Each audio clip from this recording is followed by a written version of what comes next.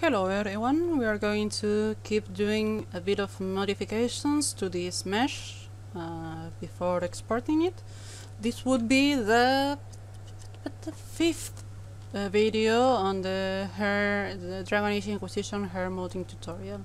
So far we went over a few of the basics, like, okay, we can minimize this, it's not necessary, like moving, rotating, escalating, like I said before, and we also saw the use for soft selection. So far so good. I'm not really going to be explaining much more about the functionality of 3ds Max because that's a bit of a more complex thing than what I have intended for these tutorials. The general idea is that you know how to edit hair and how to put it back in the game, which would be the main issue. I've seen many have asked about, or how to get the textures to show in the program and such, or how to get the textures at all. Okay, so far I've done a few things.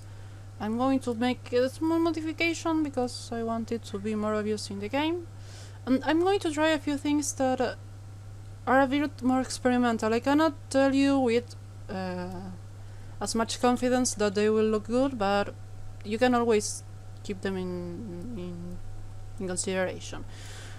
First and foremost, if you have this sort of like objects in groups and you want to perhaps have volume, what I have found is very helpful is to make this drag selection here, but with soft selection activated. Notice how I separated the ponytail from the head again, so that I wouldn't have to worry about this area being affected.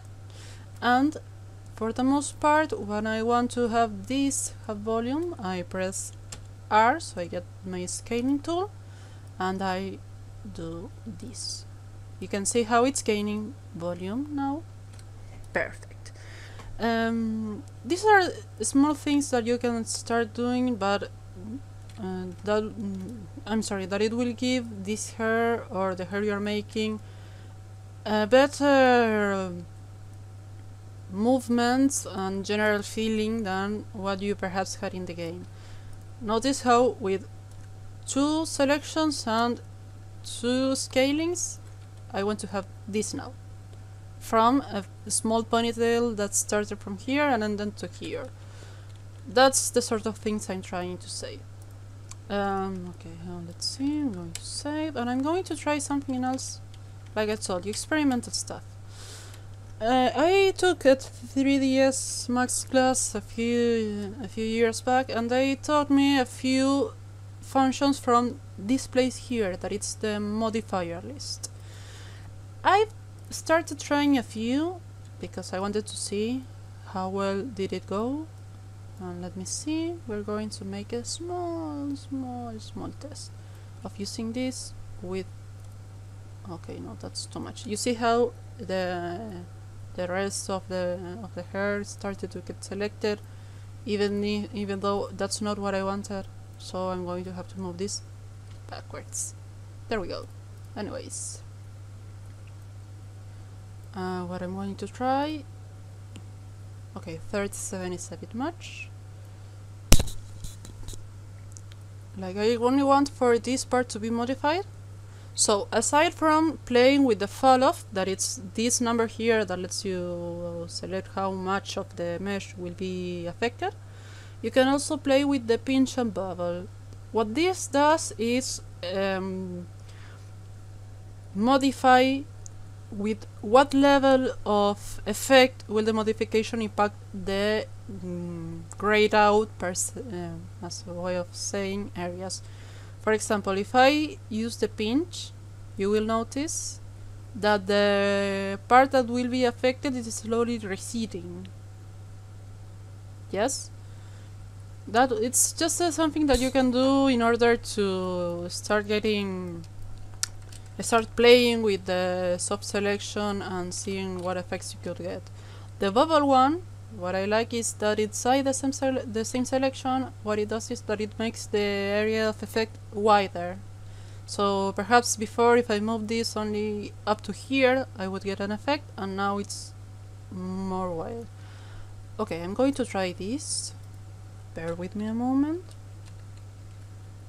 And I'm going to to try something that is called a modifier. In this case, it's called twist. Now, what twist does is effectively twist the mesh. As you can see, in here it is giving me a wave where before there was none. Okay, let's do this again so you can get a better idea of what I'm doing.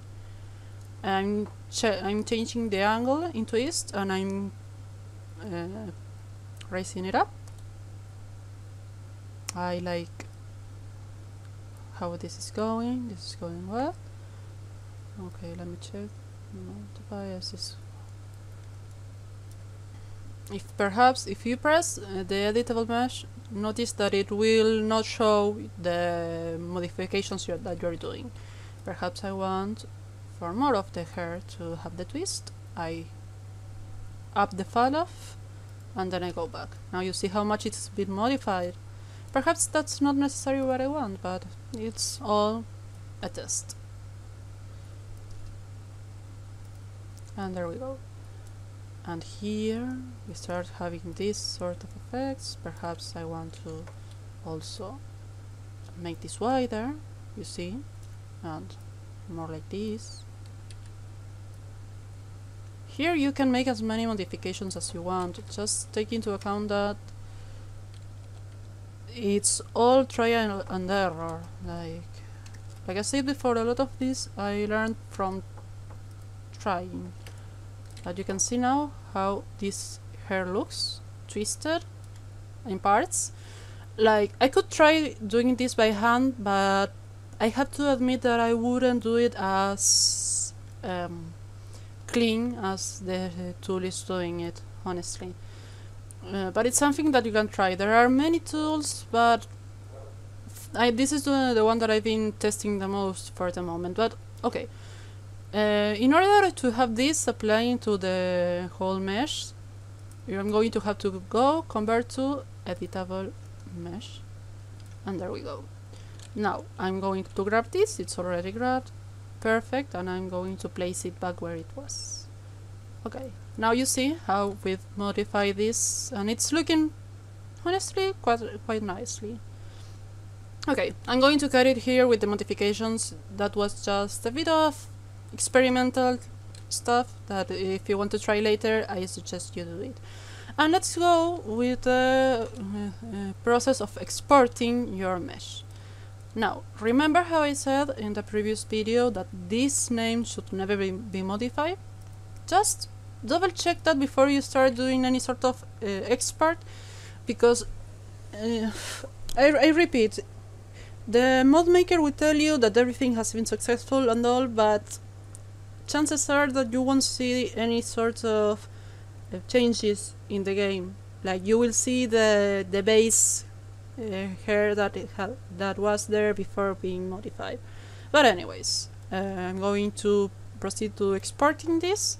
I go to the max menu, go to export, I select the folder that I wish to select, and the type of object that I want to export is always an OBJ. Okay, let's name it HFPB for human female, and the name of the ponytail, model. Perfect. And now we press save.